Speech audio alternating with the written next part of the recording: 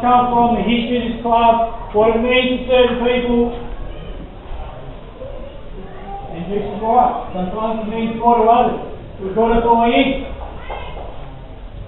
Half time, get those blokes down, and they can live. Get some improvement. We did that with the show.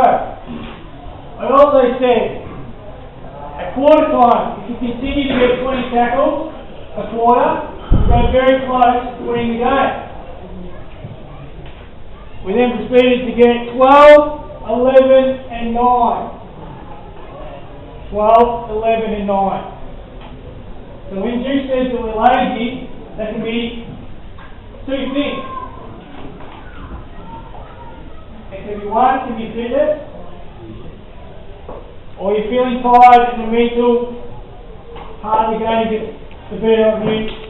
You become lazy and weak, you don't want to push through.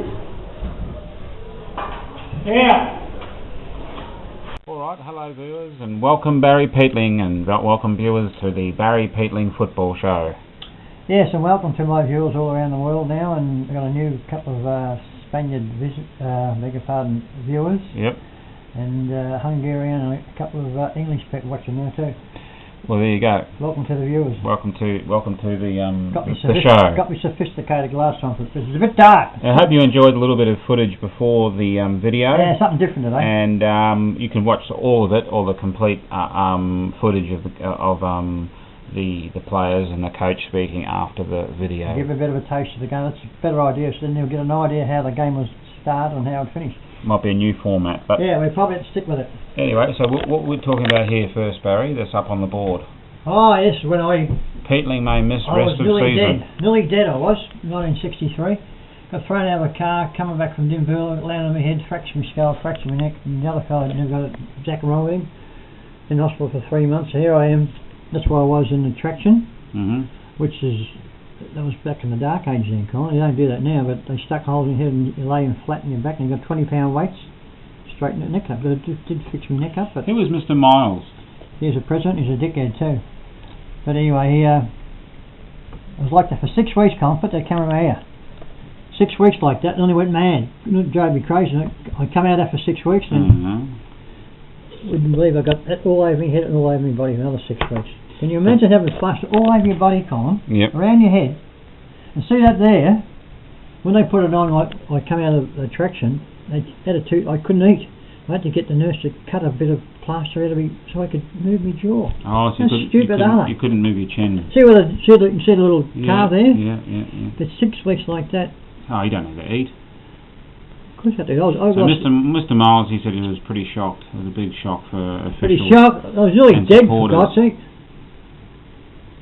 And they're all saying here that they're all patting each other on the back because they're having an injury-free season.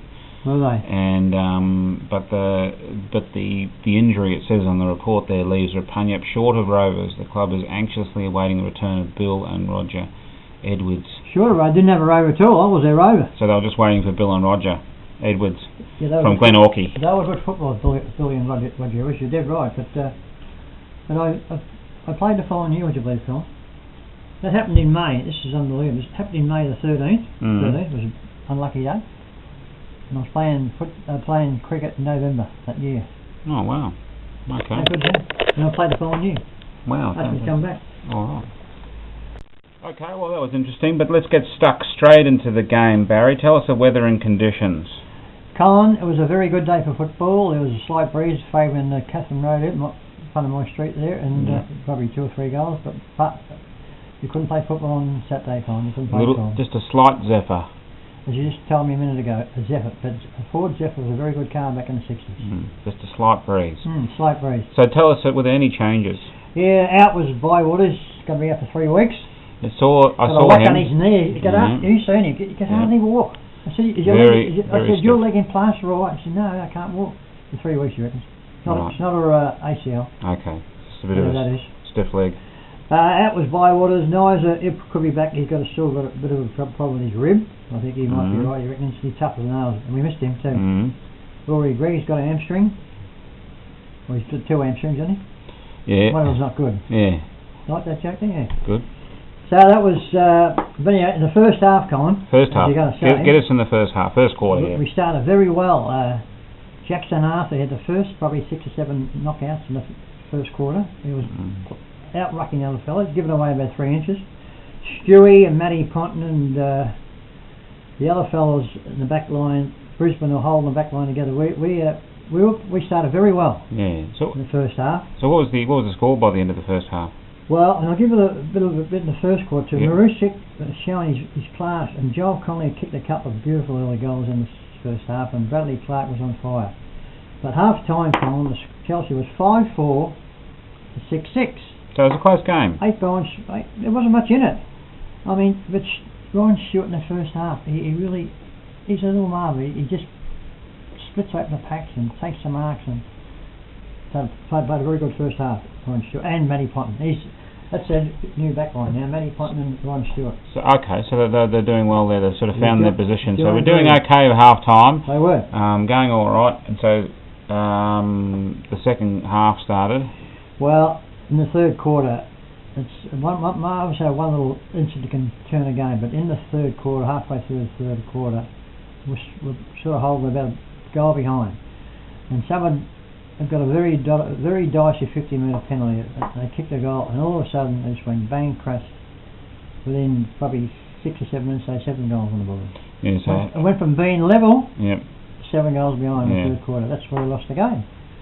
But Jamie said at the end of the third quarter, when I sort of had a bit of a look, it looked like Chelsea was sunk. Well, they just knocked the stuffing out of them, because when you get fellas of, I mean, they go and right the first half. They just sort of, I mean, when you lose a bit of momentum, some players who are just coming up through the ranks, they sort of can drop their bum a little bit, and that's probably why. But in the last quarter, they just took over, and we just battled on. And for the last quarter, we sort of held them to 4 goals, but we only scored 1 or 2 goals. But it was just that third quarter. 15 minutes of football destroyed Chelsea on Saturday afternoon. So what was have you got the final scores? Yeah, Chelsea was 9-9 to Mount Eliza, 20-17. Boy, so they lost. But considering it, 10 minutes in the third quarter, Colin, we were level. I mean, well, Scotty Lockwood, Brisbane held Scotty Lockwood 2 possessions in the first half, and he's kicked 5 goals for the game. Because when he starts grabbing marks at Scotty Lockwood, he's hard to beat. But apart from that little 15 or 20 minutes in the third quarter, and we held them in the last quarter with 4 goals, it was a pretty good effort by Chelsea. Well done, but Eliza could be back next week. But bad news for not Maxi Byways, but Curtis Byways, he's out for about 3 weeks. Yeah. But you know, it was a pretty good effort. So we might see after 15 minutes of the whole game. Might see Bywater in the beginning of or the end of the month. That sort of thing. Okay. Well, you haven't showed this yet. No, you were going to talk to us about this. Yeah, all right.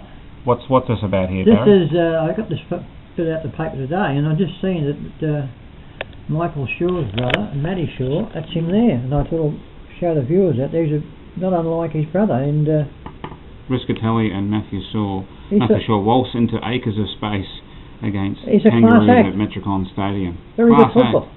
Probably and I'll tell you what, his brother, he's on the right track to be. Well, I wouldn't say he'd make AFL, but he's just getting better every game. Michael Shaw, and might get a bit of attention. That's the only problem when they become really, really good. They get attention and they get lured elsewhere.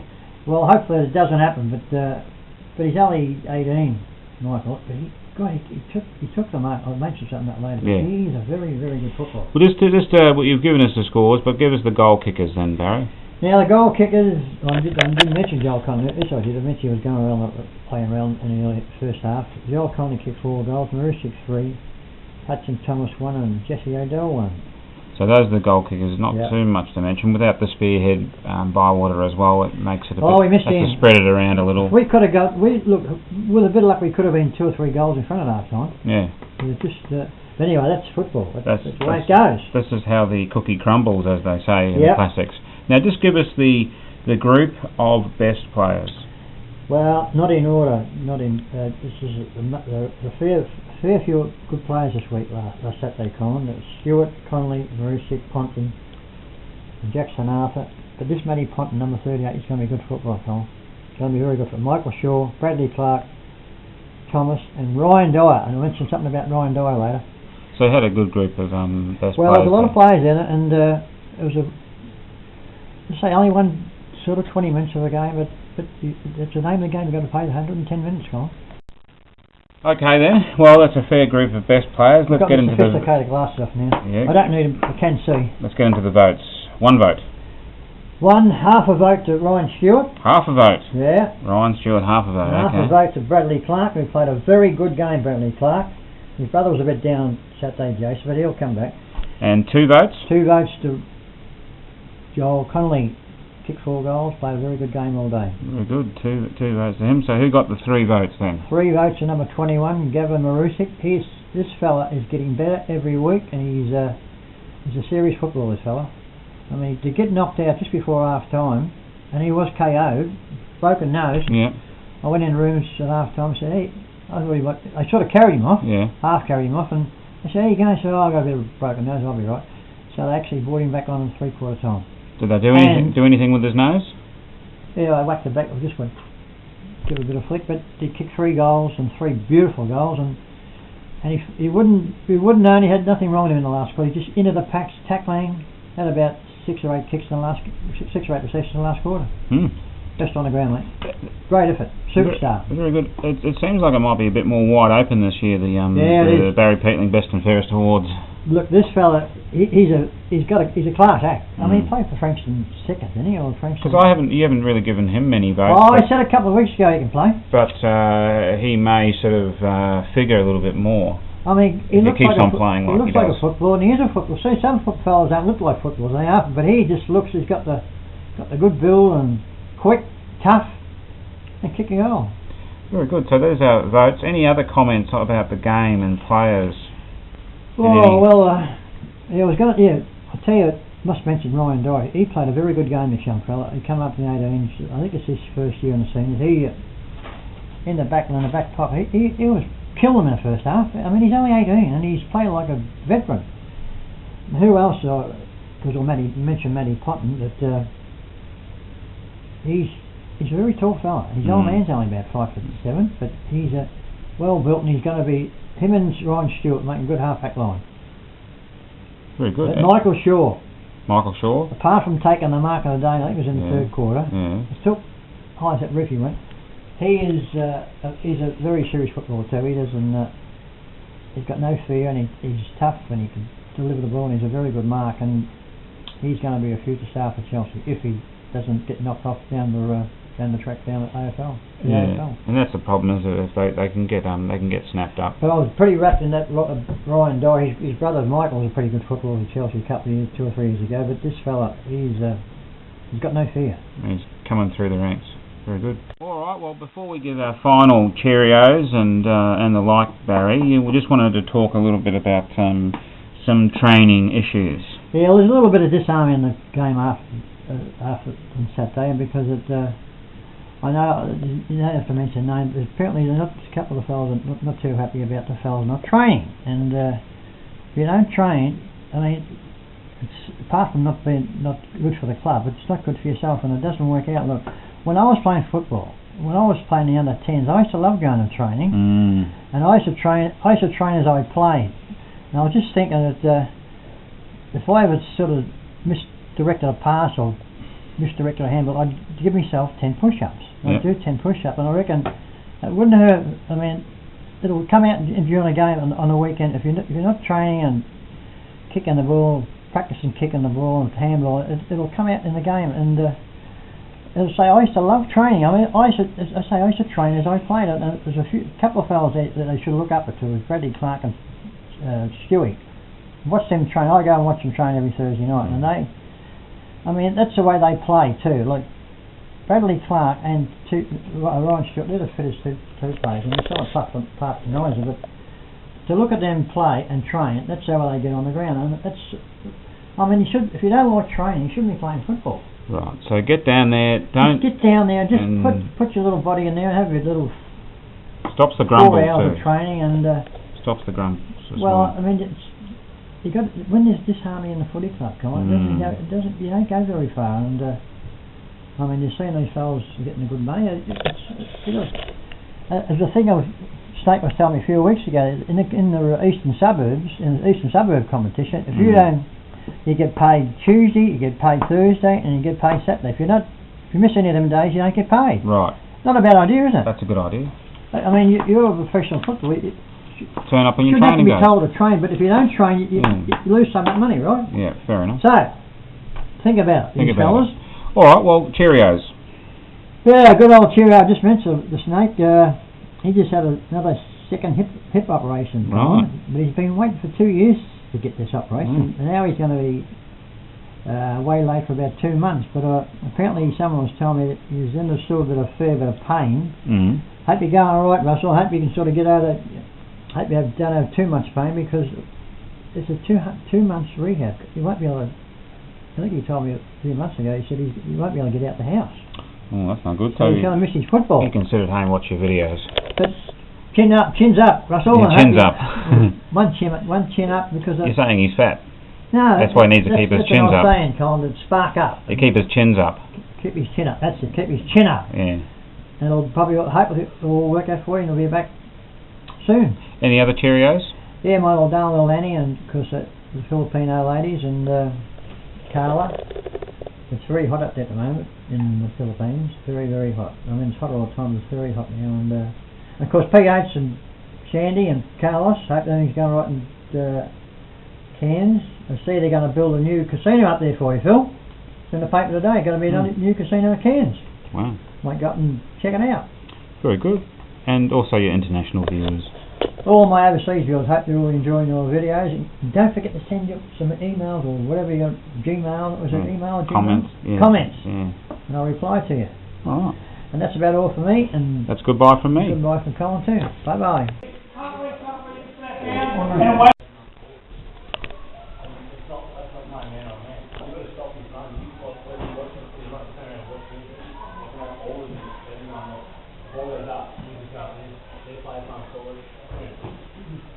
You said it last week, we don't hurt enough.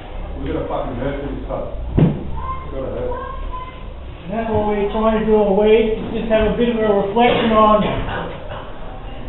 what happened last week, what it takes to be successful, where this club's come from, the history of this club, what it means to certain people.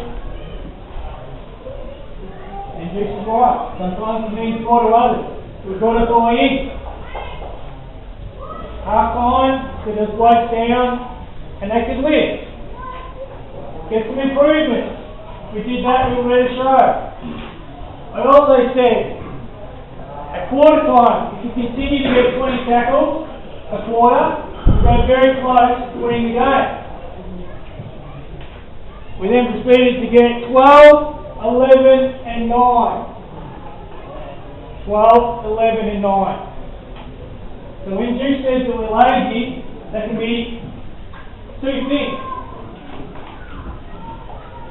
It can be one, it can be fitness,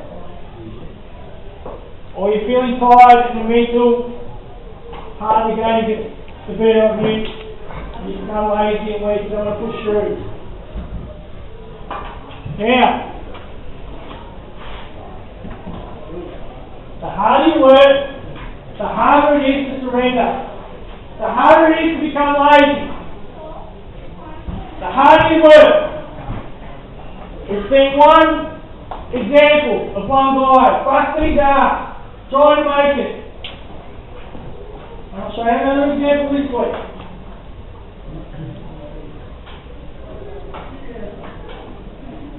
Busting your ass. There's blokes in this team that are doing it. Not the whole team, there's blokes in this team that are busting their asses. And it's showing. You can see it. We can see it. Supporters will be able to see it. They can tell you.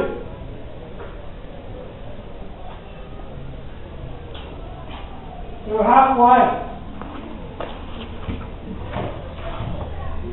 We've got to do something about it. We've got a Sunday game next week against EDF.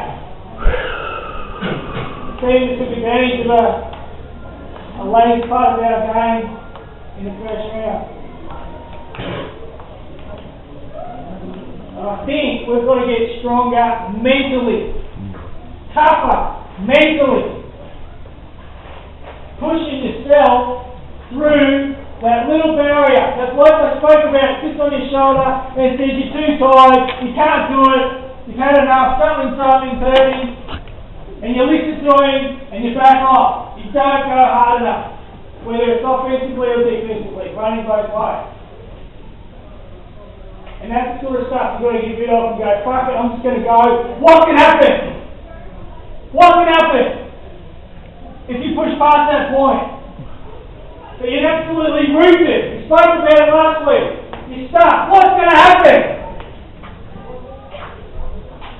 You'll win. You'll win.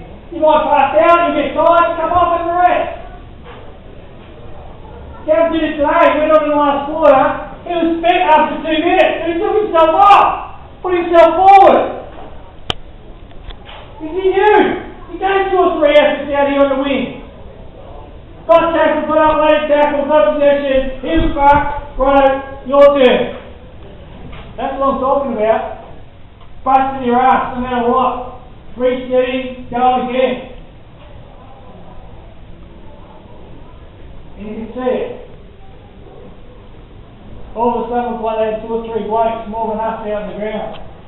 And it's like you said, we just got lazy. We couldn't be bothered. Then it comes back to hurting. This club here